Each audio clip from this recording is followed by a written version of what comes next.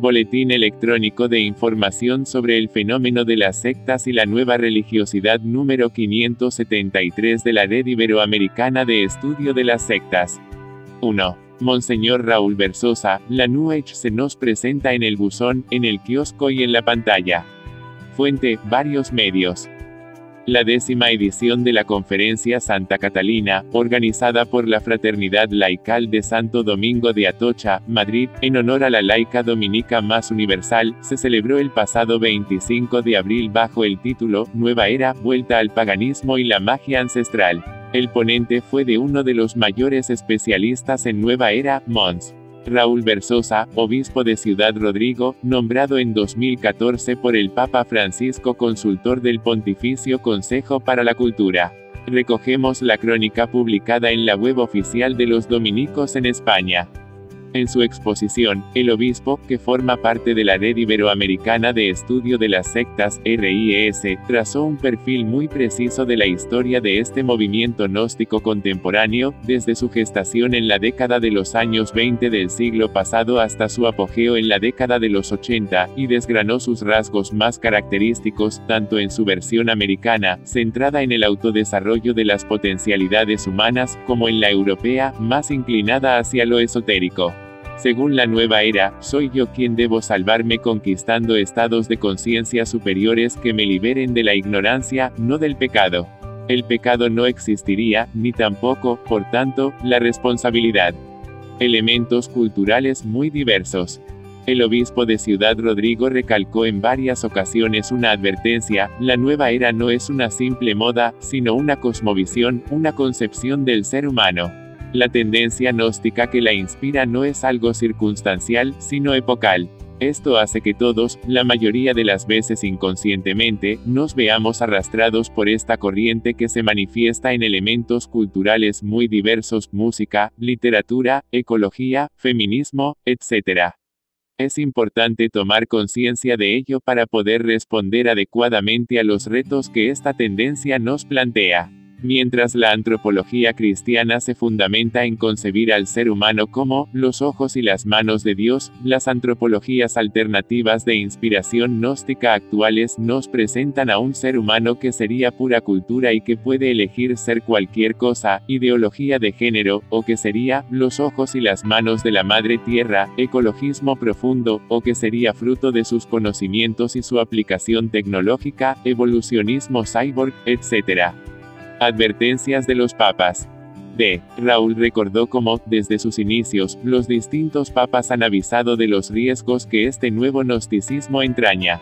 Juan Pablo II advirtió contra un intelectualismo que lleva a un ateísmo práctico y de los peligros de la entonces naciente nueva era. Benedicto XVI señaló que el mayor peligro para la religión es la propia religión tal y como la entiende el gnosticismo. Y el actual Papa, Francisco, en su última exhortación apostólica Gaudete et Exsultate, considera al gnosticismo, junto con el pelagianismo, como uno de los dos grandes enemigos de la santidad, NN 36:46. Para la Iglesia, según este obispo, uno de los principales retos es revertir el proceso que se ha ido dando en nuestras sociedades occidentales desde la década de los 60 del siglo pasado, mostrando que no puede haber espiritualidad sin religión, que no puede haber religión sin Dios, que no puede haber Dios sin Cristo y que no puede haber Cristo sin Iglesia. La manera de lograrlo es a través de una respuesta positiva, creando comunidades que den un testimonio auténtico de vida cristiana. La prueba de autenticidad de nuestra fe cristiana es, primero, que tengamos una relación personal con Jesucristo, de tú a tú, que Cristo sea alguien para mí, no algo. Segundo, que esa relación influya realmente en mi vida, que me sienta transformado, aunque sea mínimamente. Tercero, que viva mi relación con Cristo en comunidad, no aisladamente. Y cuarto, que en mi vida exista compromiso con los desfavorecidos. El caldo de cultivo perfecto. Precisamente, hay dos rasgos de nuestras sociedades que constituyen un perfecto caldo de cultivo para la nueva era y las nuevas corrientes gnósticas: la despersonalización y desencarnación de las relaciones interpersonales, a lo que están contribuyendo brutalmente el mal uso que se hace de las nuevas tecnologías de la comunicación, redes sociales, etc., y la soledad, verdadera epidemia social que está generando graves carencias en la vida de las personas y una búsqueda desesperada por solventarlas. La nueva era, tal como recoge Religión Confidencial, que habló con el ponente unas horas antes de la conferencia, para preguntarle sobre la proliferación de la New Age, es una ideología que está presente en el buzón, en el kiosco y en la pantalla. El prelado afirma que la New Age no es una simple moda, es una cosmovisión de la vida que se presenta como un nuevo estilo para vivir. Remitiéndose a lo que dice el Santo Padre, el obispo de Ciudad Rodrigo sostiene que los gnósticos se creen superiores y su intención es meterse como una bomba lapa dentro de la religión, para vaciarla de contenido y desde allí dinamitarla. En este sentido, cuenta a Religión Confidencial un ejemplo práctico. Me llaman maestros de novicios de conventos y congregaciones que les llegan chicos y chicas de 30 años que hablan de oración, de meditación, pero cuando profundizan más con ellos, observan que no hay nada de cristianismo en su espiritualidad. Monseñor Versosa explica los pilares en los que se sustenta la New Age: mezcla de tradiciones religiosas, esteticismo musical, psicología del potencial humano, salud y salvación de autorrealización, ecología profunda, deep ecology, y network o desarrollo en red global. Porque atrae la nueva era. Para el obispo de Ciudad Rodrigo, se dan distintos aspectos: las personas tienen sed de lo divino. Muchas de ellas han abandonado las religiones tradicionales y han buscado alternativas a estas. Además, la New Age vende un desarrollo del potencial humano y de nueva espiritualidad. Pero de lo que no se dan cuenta es de que la nueva era ofrece una visión sesgada de Dios. A pesar de que pueda reunir algunos aspectos positivos como el sentido de la fraternidad universal y de la movilización de las fuerzas para hacer el bien, no busca el bien de la comunidad sino el individualismo.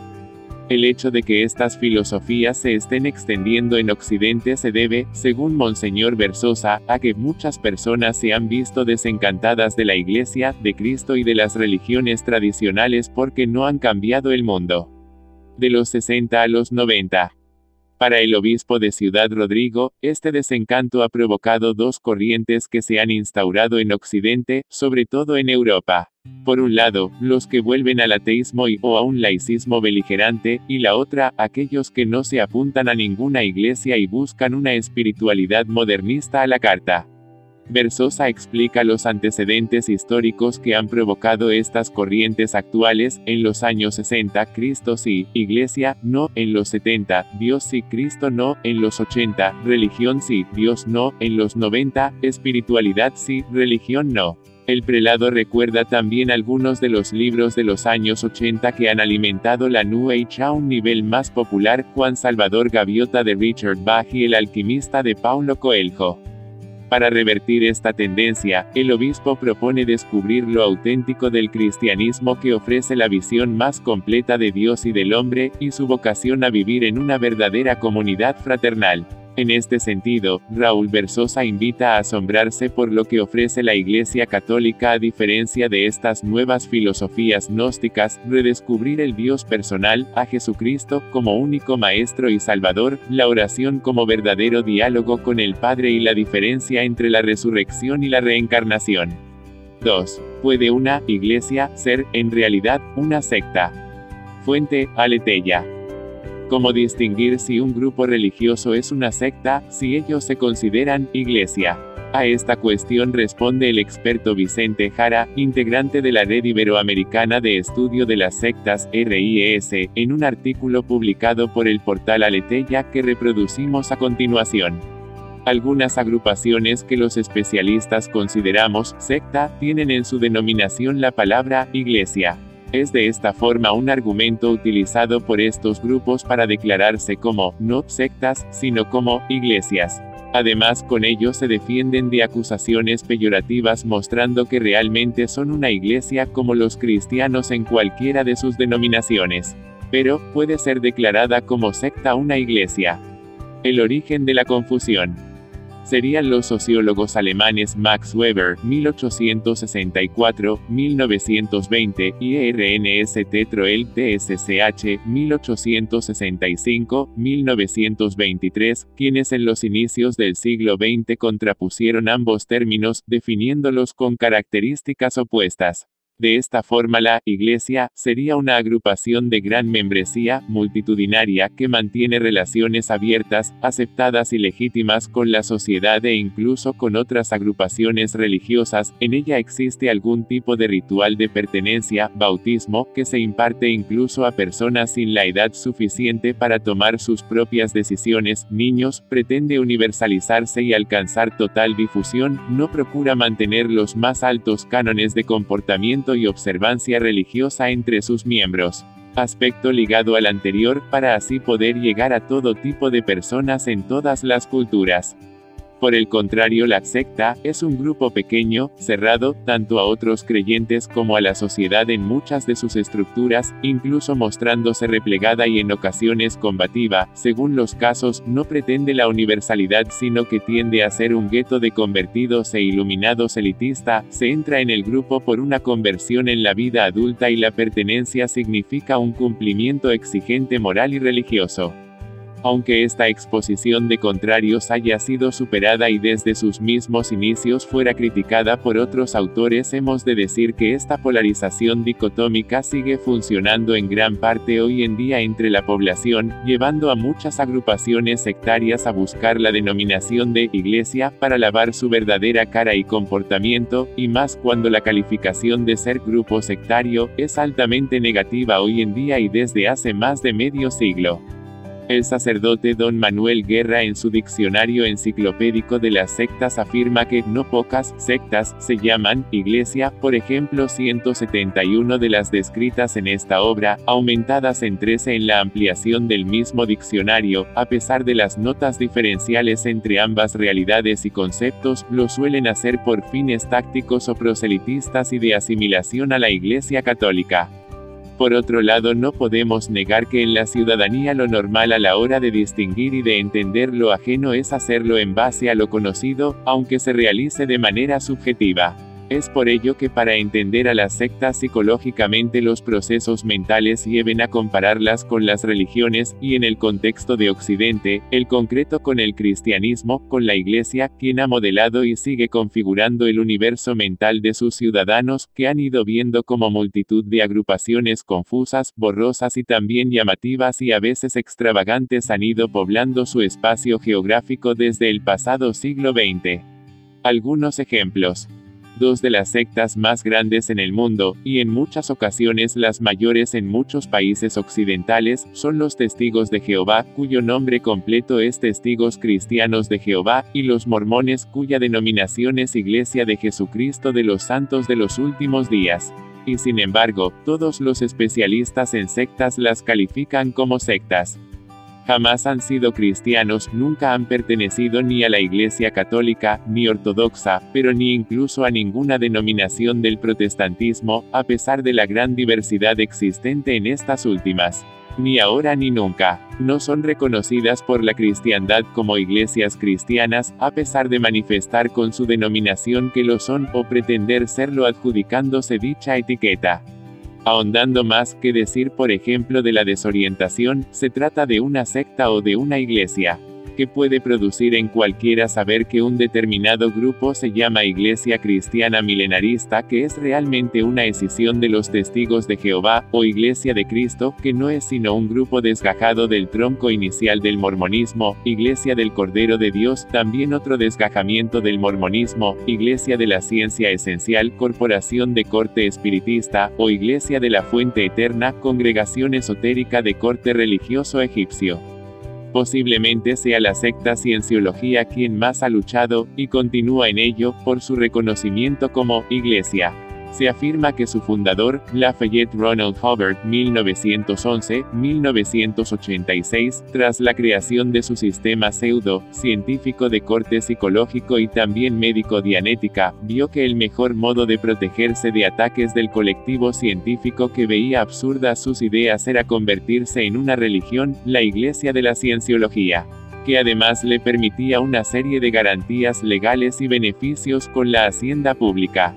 Así, un mismo grupo, Cienciología, según los países es denominado Iglesia, España, Portugal, Nueva Zelanda, Suecia, mientras que otros lo han calificado como secta, Francia, Chile, si bien los matices, apreciaciones y estatus jurídico es sumamente diferente en cada estado.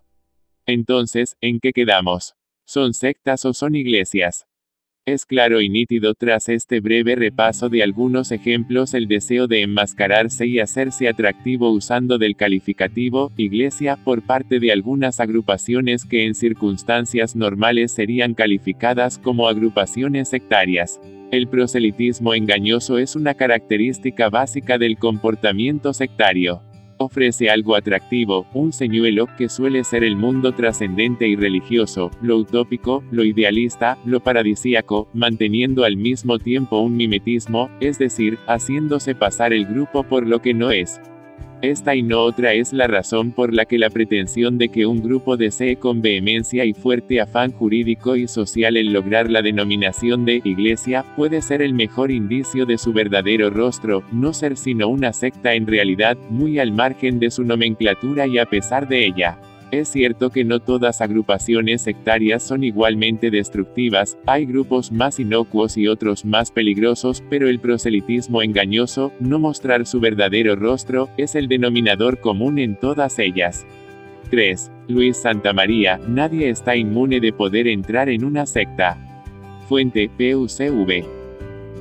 Con 20 años de experiencia en el ámbito del estudio de las sectas, el delegado de medios de comunicación de la diócesis de Zamora, España, Padre Luis Santamaría, es un verdadero referente en la materia. En una de sus investigaciones descubrió la existencia de más de 350 sectas en España y alrededor de 400.000 personas en ellas. Cerca del 1% de la población participa en estas agrupaciones y son pocos los organismos estatales que se encargan de prevenir y abordar casos de abusos o daño psicológico que sufren sus integrantes. Santamaría, uno de los miembros fundadores de la Red Iberoamericana de Estudio de las Sectas, RIES, estuvo el pasado 24 de abril de visita en la Pontificia Universidad Católica de Valparaíso, Chile, gracias a las gestiones de la Facultad Eclesiástica de Teología, y compartió en un conversatorio realizado en Casa Central con el profesor Dr.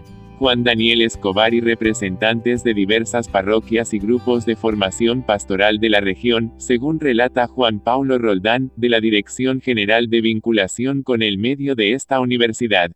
Allí advirtió sobre el poder que tienen las sectas para cautivar a personas que han sufrido por la pérdida de algún familiar y otro tipo de problemas que les llevan a buscar algún tipo de soporte emocional y no siempre encuentran referentes cercanos. Los adolescentes, por ejemplo, buscan romper con sus padres y también con sus creencias.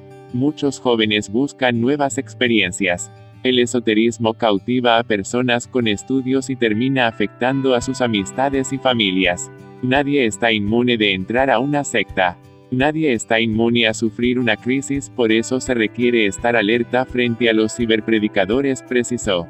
El sacerdote recordó el caso de la joven española Patricia Aguilar, quien fue monitoreada por una secta pequeña y llegó a vivir a Perú después de ser contactada a distancia por Facebook. Hay miles de sectas y todas pueden captar a jóvenes que se refugian en las redes sociales sin conversar con personas reales. Se ha comprobado que se generan daños psicológicos en personas que no ejercen su voluntad y son manipuladas, complementó. Atención a las terapias alternativas. En la ocasión, también se refirió a los riesgos que ofrecen algunas terapias alternativas que prometen la cura del cáncer o enfrentar enfermedades como la esclerosis y la fibromialgia que no encuentran respuestas en la medicina tradicional. Chile, Argentina y Uruguay se están poniendo al nivel de Europa. Muchas personas sin escrúpulos juegan con una ambigüedad entre lo espiritual, lo científico, lo médico, psicológico, llegando a personas con promesas de sanación que no son reales. Vivimos un contexto de espiritualidad difusa del New Age, donde las personas se refugian en medicinas basadas en sustancias naturales, homeopatía, flores de Bach, coaching, yoga, reiki, piramidología, curación con piedras, magnetoterapia. Hay que preguntarse si funcionan realmente. Se requiere un análisis desde lo racional y la fe. La mayor parte de las personas que defienden su efectividad lo hacen desde la sugestión, desde un efecto placebo, indicó. Al respecto, Santa María advirtió que vivimos un proceso fuerte de secularización, donde muchas personas empiezan a alejarse de Dios buscando sustentos en diversas alternativas que se ofrecen como espirituales o tradicionales, pero en el fondo encierran una cuota de falsedad.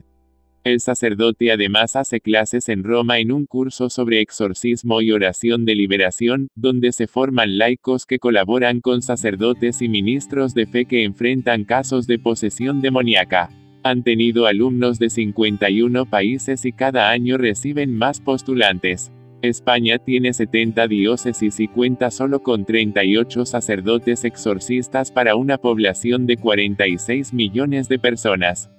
Es importante analizar lo que hay de verdad y de mentira en estos eventos sobrenaturales. Siempre advertimos de los riesgos de invocar a los espíritus. Al respecto, las parroquias deben ser comunidades abiertas y fraternas. Hay muchas personas que llevan a sus hijos a chamanes y santeros, pero no los llevan antes donde un sacerdote exorcista, quien debe escuchar mucho y estar seguro de la posesión antes de realizar un exorcismo, concluyó. 4. Argentina, novedades sobre la secta del profesor universitario que liberaba energía sanadora. Fuente, página 12. Había chicas que eran vírgenes en esa época. Estuve en momentos en que Leonardo planteaba que era bueno tener vírgenes en el grupo y que sería ideal que pudieran perder la virginidad en el contexto del ágora con chicos que hubieran hecho el taller de la diosa donde ellos curaban esta sexualidad enfermiza de los varones atravesada por el patriarcado. El primero o segundo día que nos reunimos, una de las cosas que nos dijo fue: todos los hombres son potenciales violadores, absolutamente todos. Todos los que estaban afuera. No los de adentro, porque justamente la propuesta es que los hombres iban al ágora a sanarse y las mujeres a liberar su energía femenina sanadora. El hombre utilizaba a la mujer como un recurso para curarse a sí mismo. Básicamente esa era la propuesta a nivel sexual. María, nombre ficticio, participó del espacio llamado Ágora Teatral, liderado por Leonardo Bogliani, el profesor que daba un taller en el Centro Cultural Sabato de la Facultad de Ciencias Económicas de la Universidad de Buenos Aires, UBA, y que fue denunciado penalmente por abuso sexual por 7 exalumnas. El caso, del que ya dio cuenta Informes hace unos meses, sigue sumando relatos escabrosos, tal como relata Sonia Santoro en el Diario Argentino, página 12. Después de la denuncia hecha pública por este diario, 3 mujeres se comunicaron con el Centro de Atención de Niñez, Adolescencia y Género de la Defensoría del Pueblo de la ciudad para aportar sus experiencias. Sus relatos refuerzan parte del modo en que Bogliani convocaba a sus discípulas, la mayoría mujeres y menores de edad. Abusos sexuales en contexto sectario. El pasado 24 de diciembre este diario adelantó que Leonardo Bogliani, un profesor que daba un taller en el Centro Cultural Sabato de la Facultad de Ciencias Económicas de la UBA, fue denunciado penalmente por presunto abuso sexual a 7 exalumnas. Bogliani, según la acusación, habría captado a las chicas a través de un espacio llamado Ágora Teatral que funcionaba en ese centro, para luego llevarlas a su casa, donde habría cometido los abusos. Algunas eran menores de edad al momento de comenzar el taller, que se presentaba como espacio de teatro y, según la denuncia, terminaría en orgías y abusos sexuales, producidas después de un largo proceso de manipulación y sometimiento. Ellas tenían 17 años, estaban en 5º año cuando lo conocieron, el 44. Era violada todas las semanas porque había una cuestión espiritual de por medio, relató una de ellas, luego de un largo proceso individual y grupal en el que pudo tomar conciencia de lo que les había pasado. De repente todo era sexo. Llanto. No entender nada. Volver a mi casa y tener un bloqueo mental. No pensar. Él cada vez pedía más y yo estaba súper deprimida, contó otra.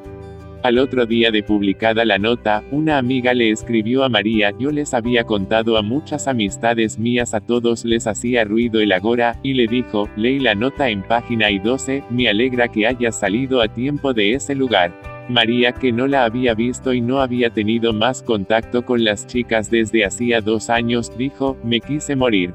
Porque si bien sentí alivio cuando se fue, a mi responsabilidad, porque yo era más grande.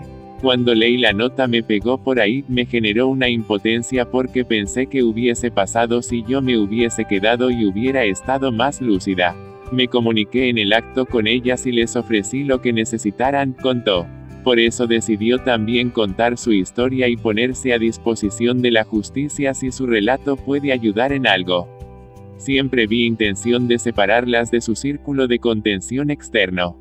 Eso no es sano. Eso es lo sectario de ese espacio.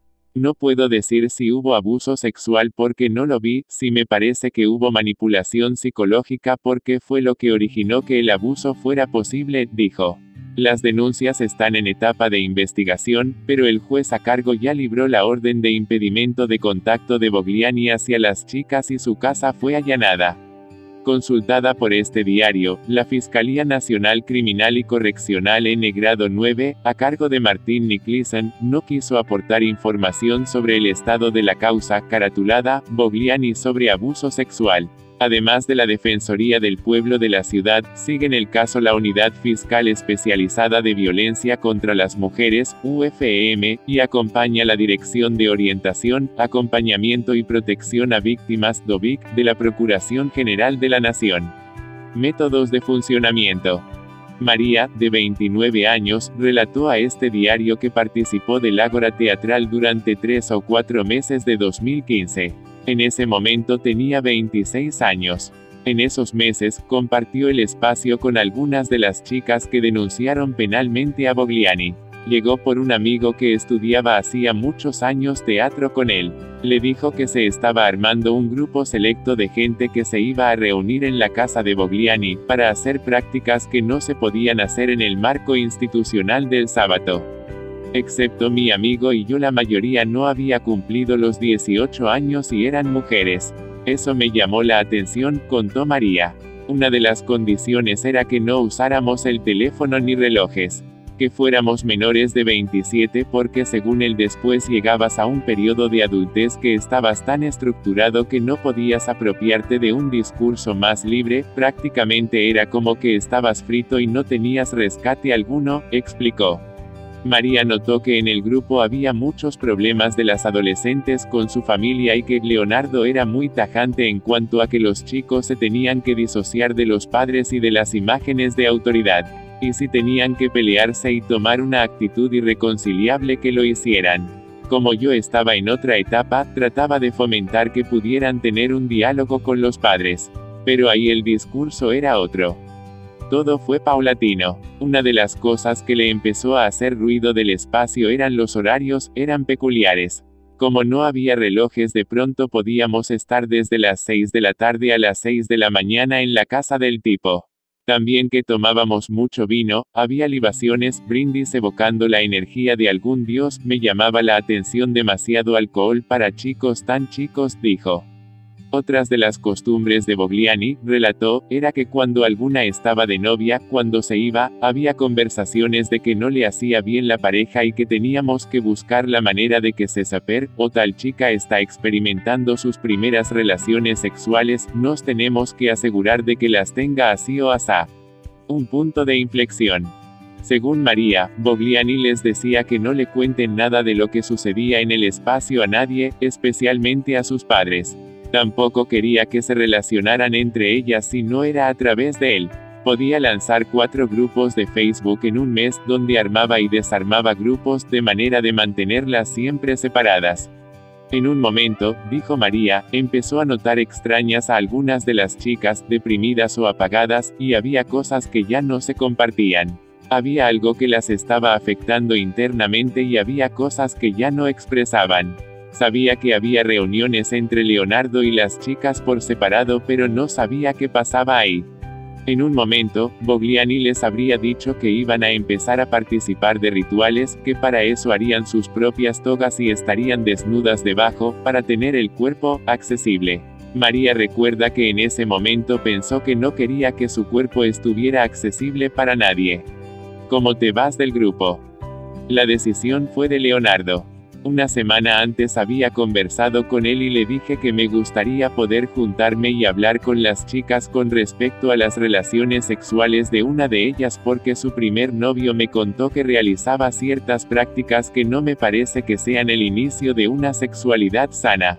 Era medio sadomasoquista. Le dije que quería hablar porque me parecía que no tenía que naturalizar que la vida sexual era eso, que podamos hablar de los límites, de que es sano y que no, cuando es consentido y cuando no. Una semana después las chicas se empezaron a distanciar de María.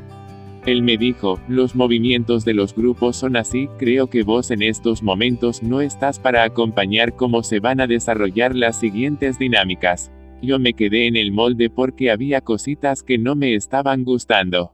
Que se estaba yendo a la mierda.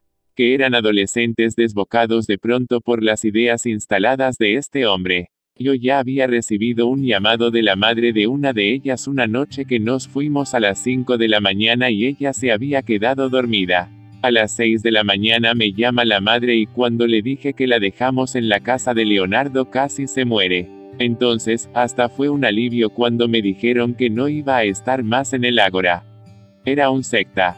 Arrancó como una propuesta naif, no sonaba. Aunque si me decís que seleccionás determinados perfiles para realizar dinámicas a nivel íntimo y privado, podés tener un indicio de secta. Se empezó a convertir en una especie de doctrina con el paso del tiempo. Hoy, mirándolo desde afuera, el adoctrinamiento, el nivel de complejidad de manipulación psíquica que hubo de las chicas, sí puedo decir que era una secta. ¿Qué otra cosa te llamó la atención? Había chicas que eran vírgenes en esa época. Estuve en momentos en que Leonardo planteaba que era bueno tener vírgenes en el grupo y que sería ideal que pudieran perder la virginidad en el contexto del Ágora con chicos que hubieran hecho el taller de la diosa donde ellos curaban esta sexualidad enfermiza de los varones atravesada por el patriarcado. El primero o segundo día que nos reunimos, una de las cosas que nos dijo fue que todos los hombres son potenciales violadores, absolutamente todos. Todos los que estaban afuera. No los de adentro, porque justamente la propuesta es que los hombres iban al Ágora a sanarse y las mujeres a liberar su energía femenina sanadora. El hombre utilizaba a la mujer como un recurso para curarse a sí mismo. Básicamente esa era la propuesta a nivel sexual. Era llamativo pensar en la sexualidad de las chicas como un recurso del Ágora para sanar a los muchachitos. En su momento lo había naturalizado, pero la verdad es que repasándolo hoy pude darme cuenta que era darle un valor de uso a algo que es absolutamente privado y que depende de la decisión de cada una. Además, esta alarma de que solo podíamos tener sexo con los varones dentro del Ágora. Que eran 2 varones más jóvenes y él. Sí. Y uno de ellos era el que había tenido prácticas sadomasoquistas con una de las chicas. Sí. Fuiste después a otros espacios de teatro. No. ¿Por qué? No me preguntes por qué. No volví a interesarme por estos espacios. Me alejé. 5. El líder de la secta NXIVM, en prisión sin fianza en México por tráfico sexual. Fuente, varios medios.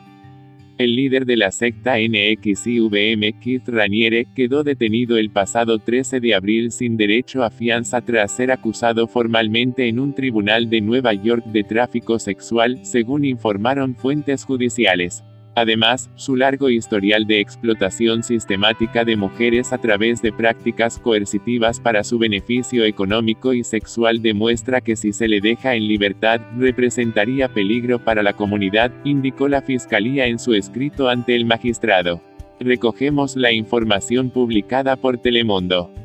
Raniere también fue acusado de conspirar para tráfico sexual y para obligar a trabajo forzoso, cargos por los que enfrenta un mínimo de 15 años de prisión y un máximo de cadena perpetua, de acuerdo con las autoridades. Raniere, de 57 años y arrestado en México el pasado 27 de marzo, permanecerá en la misma cárcel de Manhattan donde está recluido el narcotraficante mexicano Joaquín El Chapo Guzmán, a la espera del juicio, que se espera comience en septiembre próximo. Los fiscales habían pedido al juez del caso, Stephen Gould, que no se impusiera fianza a Raniere, porque por su acceso a enormes recursos, representa un riesgo de fuga. El ex líder de la secta contaba entre sus seguidores a ricos herederos. En México, programas ejecutivos de éxito, vinculados con Raniere, eran controlados por el hijo del expresidente mexicano Carlos Salinas de Gortari, quien se ha desvinculado de Raniere. El supuesto gurú de la motivación creó estos programas ejecutivos de éxito en 1998, e impartía talleres de 5 días por los que cobraba hasta $5,000. Años más tarde fundó NXIVM, la secta que estableció al norte de la ciudad de Nueva York y donde obligaba a los asistentes a tomar clases adicionales a mayor precio y atraer a otras personas para ascender dentro de los rangos de NXIVM y así obtener privilegios. La historia ofrece un giro aún más oscuro cuando en el año 2015, Raniere forma una sociedad secreta dentro de NXIVM llamada 2 para empoderar a las mujeres y erradicar las debilidades del programa de estudios. Estas mujeres se convertían finalmente en sus esclavas sexuales, siendo forzadas a realizar tareas domésticas. Eran marcadas a fuego en sus zonas pélvicas con las iniciales del líder, ceremonia grabada. Consecuencias en la filial mexicana de la secta. Emiliano Salinas Ocelli, hijo del expresidente de México Carlos Salinas, informó en un comunicado que deja la dirección del Executive Success Programs, ESP, en México, programa de superación personal que era parte de NXIVM, NXIVM, sociedad secreta acusada de explotación sexual de mujeres.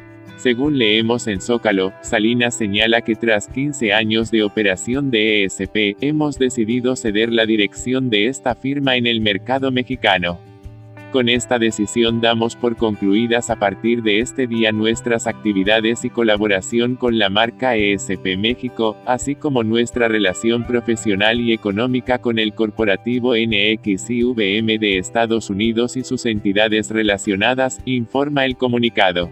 El pasado 17 de octubre de 2017, The New York Times reveló la operación de la secta NXIVM, que se hacía pasar por una organización de autoayuda, pero, mediante un programa de entrenamiento, explota sexualmente a las mujeres y las marca con un hierro caliente.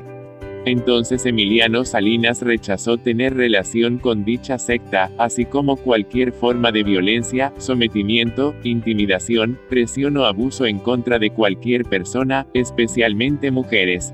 La separación de Emiliano Salinas y otra de sus socios Alejandro Betancourt Ledesma de la sociedad secreta NXIVM se da después de que el pasado 27 de marzo, su fundador Keith Raniere, el gurú de autoayuda estadounidense de 57 años, fue arrestado en una lujosa villa de Puerto Vallarta y deportado a Estados Unidos por cargos de tráfico sexual y trabajo forzado, informó este lunes la Fiscalía del Distrito Este de Nueva York. Raniere fue acusado en octubre pasado de aprovecharse de su poder para manipular y abusar de decenas de mujeres para convertirlas en esclavas sexuales y marcarles en la piel sus iniciales. La secta, creada hace 20 años con sede en Albany, Nueva York, con Raniere al frente liderando los talleres de autoayuda conocidos como programas de éxito ejecutivo, en los Estados Unidos, México, Canadá y algunos países sudamericanos. Los cursos de NXIVM prometieron ayudar a los participantes a enriquecerse, pero costaron miles de dólares. Los asistentes pagaban hasta $5,000 por un taller de 5 días y debían firmar acuerdos de confidencialidad, dijo la Fiscalía. Se estima que 16,000 personas en 30 países se inscribieron en estos cursos, según el New York Times. Los miembros, según los informes, incluían actrices de Hollywood, herederas adineradas y el hijo del expresidente mexicano Carlos Salinas de Gortari, informó BBC News. Arriba. 6. Detienen a una actriz en EU por su relación con la secta NXIVM. Fuente, El País. Las autoridades de Nueva York han detenido el pasado 20 de abril a la actriz Allison Mack, conocida por su papel en la serie televisiva Smallville, por su presunta implicación en la secta NXIVM, que marcaba a sus esclavas sexuales como ganado con las iniciales de su líder Keith Raniere, detenido el pasado 27 de marzo en México y deportado a Estados Unidos. Mack, de 35 años, está acusado de tráfico sexual y conspiración por obligar a personas a realizar trabajos forzados. Comparecerá en las próximas horas ante un tribunal de esta ciudad. Lo leemos en el diario español El País.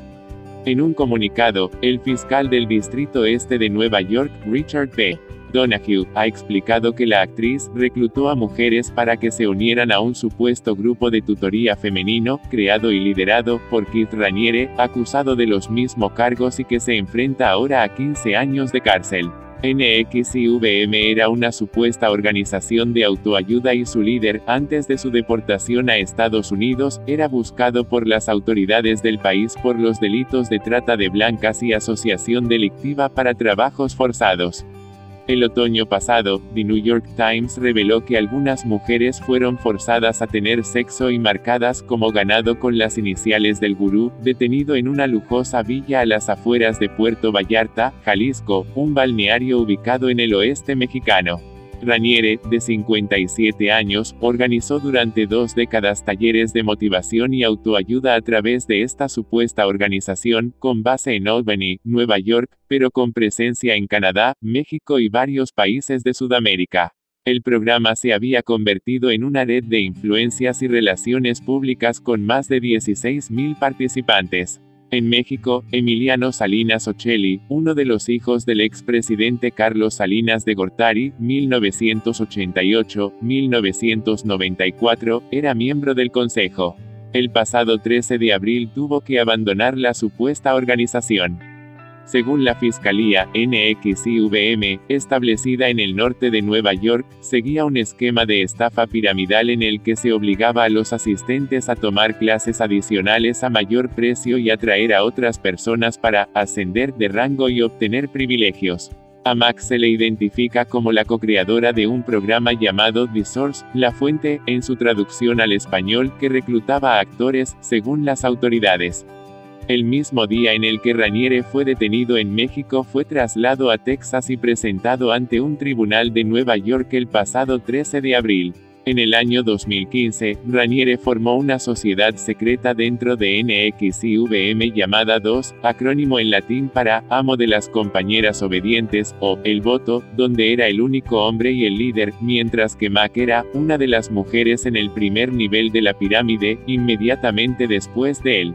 2 operaba con los rangos de maestros y esclavas, y se esperaba de estas últimas que reclutaran a otras nuevas, que estarían por debajo y de las que se podrían aprovechar el resto de superiores en la pirámide, encabezada por el fundador. Mack y otros maestros de 2 reclutaron a esclavas, diciéndoles que se unían a una organización solo para mujeres que las iba a empoderar y erradicarles supuestas debilidades que el currículo de NXIVM afirmaba que eran comunes en las mujeres, ha señalado la Fiscalía.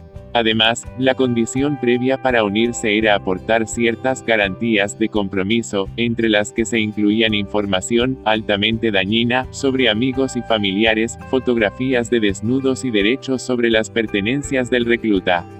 Muchas esclavas fueron marcadas a fuego en el área pélvica con un símbolo que llevaba las iniciales de Raniere durante ceremonias supervisadas por un maestro, que ordenaba a otra esclava que grabara el acto mientras el resto sujetaba a la víctima. Según la acusación, Mack requirió directa o indirectamente a sus esclavas, entre ellas 2 denunciantes no identificadas, que realizaran actos sexuales con Raniere. La actriz recibió una compensación financiera, o de otro tipo, a cambio de esos actos, que ellas realizaron por miedo a que se expusieran sus documentos comprometedores, según la Fiscalía. 7. India, cadena perpetua para un popular gurú de yoga por violar a una adolescente. Fuente, BBC. Asaram Bapu es un gurú o guía espiritual indio con 400 ashrams, monasterios, donde enseña meditación y yoga, esparcidos por el planeta y 40 millones de seguidores. El hombre, de 77 años, fue condenado el pasado 25 de abril a cadena perpetua por la violación de una joven de 16 años en 2013 en uno de sus monasterios en Jodhpur, determinó un tribunal en esa ciudad del norte de India. Según informa BBC, es probable que apele. Las autoridades están en alta alerta debido a los temores de que estalle la violencia entre sus seguidores. También está sometido a juicio por otro caso de violación en estado de Gujarat. Asaram Bapu alega que tiene millones de seguidores en todo el mundo. El abogado de la víctima, Utsai Bains, dijo antes de que se conociera la sentencia, nada puede compensar el trauma que sufrieron la víctima y su familia. Las medidas de seguridad que se establecieron en Jodhpur surgen después de que los seguidores de otro gurú, Gurmeet Ram Rahim, causaron estragos cuando el hombre fue declarado culpable de violación el año pasado. La violencia resultante provocó la muerte de 23 personas. ¿Cuál fue el caso en contra de Asaram? Fue arrestado en 2013 después de que dos de sus seguidores presentaron un caso de asalto sexual en su contra porque supuestamente el gurú había abusado de su hija. La policía indicó que la pareja, que había enviado a la niña a uno de sus ashrams para lecciones espirituales, fue citada en el monasterio para que vieran a su hija porque estaba bajo la influencia de algún poder sobrenatural y fantasmal.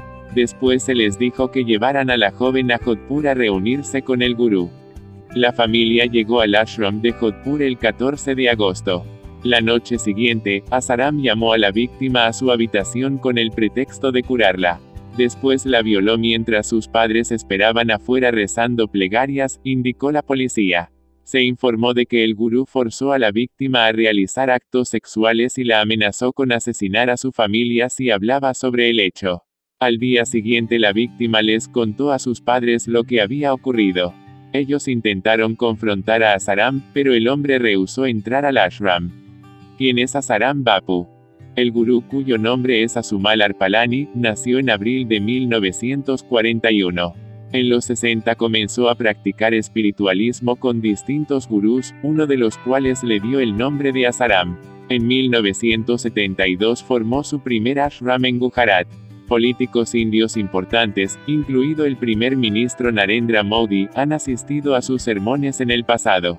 También posee propiedades valoradas en millones de dólares en India y la policía ahora lo investiga por corrupción y falsificación. Asaram también está acusado de violar a otra mujer en la ciudad de Surat, en Gujarat, entre 2002 y 2004. Actualmente se está llevando a cabo el juicio por este caso. Al menos 9 personas que atestiguaron en ambos casos fueron atacados durante los últimos 5 años, 3 de ellos murieron. La policía está investigando estos ataques. Las familias de las víctimas insisten en que el gurú y sus seguidores están detrás de los ataques, pero él niega las acusaciones. La familia de la víctima en el caso de violación en Jodhpur, por el que ahora será sentenciado, también se ha visto amenazada por los seguidores del gurú. 8. Argentina, seguidores del esoterista Gurdjieff producen un espectáculo inspirado en su obra. Fuente, Los Andes. Con un elenco multidisciplinario integrado por 25 artistas de Mendoza, Buenos Aires y Uruguay, se estrenó el pasado 8 de abril el espectáculo, Gurdjieff, Danzas, Ideas y Música, una presentación dividida en 3 secuencias que incluye danzas sagradas, una introducción a las ideas de George Ivanovich Gurdjieff y un recital protagonizado por la agrupación instrumental Armonio Ensamble. Lo cuenta Pablo Pereira en el diario argentino Los Andes. Hablamos de una exhibición, ya presentada en Buenos Aires y Montevideo, que por primera vez en Mendoza aproximará al espectador a la herencia del maestro místico, escritor y compositor George Ivanovich Gurdjieff, 1866-1949, tanto en sus creaciones musicales y coreográficas, como en sus ideas fundamentales, que muchos seguidores consideran la palabra de un auténtico mesías del siglo pasado. De su escuela de pensamiento psicológico y esotérico, una obra que incluye 5 libros, un ballet, 300 piezas para piano y cerca de 100 danzas sagradas, se apuntalan las bases de inspiración de este espectáculo que incluye la música del grupo argentino, uruguayo Armonio Ensamble, en su segunda actuación en Mendoza después de su debut en 2015 en la Nave Cultural. Esta agrupación rescata instrumentos clásicos y folclóricos de Medio Oriente y África para ejecutar parte del repertorio de G. Y la de su colega, el ucraniano Thomas de Hartmann, 1886-1956, como el laúd árabe, el daf y el santur persas, el duduk armenio, el yembe africano, entre otros, en combinación con la guitarra clásica, el violoncello, el piano y la flauta traversa. Este sexteto está formado por compositores, docentes e instrumentistas que de un tiempo a esta parte abordan como objeto de estudio las partituras de la dupla Gurdjieff-Hartmann, especialmente llamados movimientos. Para quienes conocen poco o nada de la música de Gurdjieff, está inspirada primordialmente en la música regional de los países de la cordillera del Cáucaso, en los antiguos cantos sagrados, donde vivió y creció el maestro espiritual, fusionados por la música instrumental clásica rusa y de Occidente que le aportó Thomas de Hartmann. La mayor parte de estas obras que escapan de cualquier clasificación simplista, fue compuesta por Gurdjieff entre 1924 y 1926 en Fontainebleau, cerca de París. Este espectáculo fue declarado de interés cultural por la Dirección de Cultura de la Municipalidad de la capital, y ha sido producido y dirigido por AEDIH, Asociación para la Educación y el Desarrollo Integral Humanos. 9. La Santa Muerte en México, aniversario de un altar e influencia política. Fuente, varios medios. En su aniversario número 11, el altar de la Santa Muerte en Puebla, México, recibió miles de personas en su santuario ubicado en la 9 Norte. Como parte de la celebración, los asistentes disfrutaron de música, lucha libre, juegos y comida. Lo cuenta Dulce Ibarra en El Popular. Víctor Miguel Sánchez, custodio guardián del altar, señaló que el 10% de la población cree en la Santa Muerte, pues debido a que se han desmentido los tabúes, la gente ahora ya no le da miedo creer en ella, pues no es una religión, de hecho siguen siendo católicos mientras son devotos de la imagen, explica. Los ofrecimientos que hacen a la muerte van desde manzanas hasta pollo rostizado. De acuerdo con el custodio, el tipo de manzana tiene un significado, la roja es señal para pedirle amor, pero no solo de pareja, sino también familiar o amistad, el color verde es para la salud, y amarillo cuando necesitan dinero. El 15 de abril, a las 6 de la mañana se inició la celebración con las mañanitas, después hubo antojitos mexicanos a partir de las 9 horas, en punto de las 13 horas los asistentes se concentraron en torno a un ring para la lucha libre independiente, el festejo culminó a las 18 horas con el rosario estelar en honor a la Dama Fría. A las 9 horas y una vez terminado el rosario, cientos de personas entre niños, jóvenes y adultos empezaron a integrarse a la celebración del aniversario del altar. Los presentes disfrutaron de tamales y atole gratis mientras la música de mariachi seguía sonando. Las gorditas y los tacos al pastor fueron los siguientes antojitos que abrieron el apetito a los devotos. Todos los alimentos fueron de manera gratuita. Las porras no pararon durante todo el día para la Niña Blanca, e invocaron el espíritu de su majestad para que les beneficie de manera económica, alivio y bienestar emocional. El custodio, Víctor Miguel Sánchez, agradeció a todos los que apoyaron para que el festejo se hiciera de la mejor manera posible, pues los colaboradores aportaron sillas, mesas, aparatos de audio, una lona, comida y arreglos para el altar. Hubo juegos, shows de payasos, baile, música y comida gratis hasta las 13 horas, pero no todo terminó ahí, no se fueron sin ser espectadores de la lucha libre independiente, la verbena popular y por último el rosario estelar a las 18 horas. Explicaciones sobre el culto. Según leemos en El Sol de Puebla, el custodio aseguró en una rueda de prensa que se trata del segundo santuario a la Santa Muerte más grande a nivel nacional después del ubicado en Tepito en la Ciudad de México, que fue el primero en abrirse en el país y está a cargo de Jesús Romero. Señaló que la devoción por esta figura creció de forma exponencial, pues tan solo en una década la Santa Muerte pasó de tener 30 a 10.000 devotos durante los rosarios, pues esta es la cantidad de gente que ha llegado a asistir en las fiestas. Hay que tener una cosa bien clara, no pide absolutamente nada, lo que uno le quiera ofrendar es porque realmente nos nace. Es mentira eso de que si tú le pides algo a la Santa Muerte le tienes que ofrecer algo a cambio, uno le puede pedir sin ofrecerle nada, sin ofrendarle nada, dijo. De la misma forma descartó el tabú respecto a que si la niña blanca cumple un favor se llevará a un ser querido. Dios nos dio la vida, Dios nos la quita, añadió. Además, comentó que hay muchas ofrendas en el altar y reconoció la postura de la Iglesia Católica respecto a la devoción a la Santa Muerte, toda vez que aseguró que en Puebla esta institución se ha expresado respetuosa y tolerante y si bien no comparte la ideología tampoco está en contra de ellos. Víctor Miguel Sánchez llamó a los creyentes a no dejarse engañar por charlatanes, toda vez que hay muchas personas que se aprovechan de la devoción a la Santa Muerte para engañar a otros con amarres y limpias, entre otros ritos. Respaldo a una candidatura política. Por otro lado, el líder del culto a la Santa Muerte en Pachuca, Óscar Pelcastre Almanza, formalizó su respaldo al partido Nueva Alianza, PANAL, a cuyos candidatos respaldará en la próxima elección del 1 de julio, donde se elegirán presidente, diputados federales, senadores y legisladores locales. El anuncio lo realizó en la pérgola de la Plaza Independencia de Pachuca, en donde manifestó que su adhesión al partido magisterial se da sin una postulación a algún cargo, tal como leemos en plano informativo. En cambio, reconoció que uno de sus agremiados estará siendo postulado como candidato a diputado local por la vía de representación proporcional. Uno de mis agremiados estará como candidato plurinominal, ellos, el PANAL, determinaron quién y una vez que se den los registros se dará a conocer, dijo en alusión a que del 11 al 15 de abril el Instituto Estatal Electoral de Hidalgo, IEH, abrirá el periodo de inscripciones de candidaturas.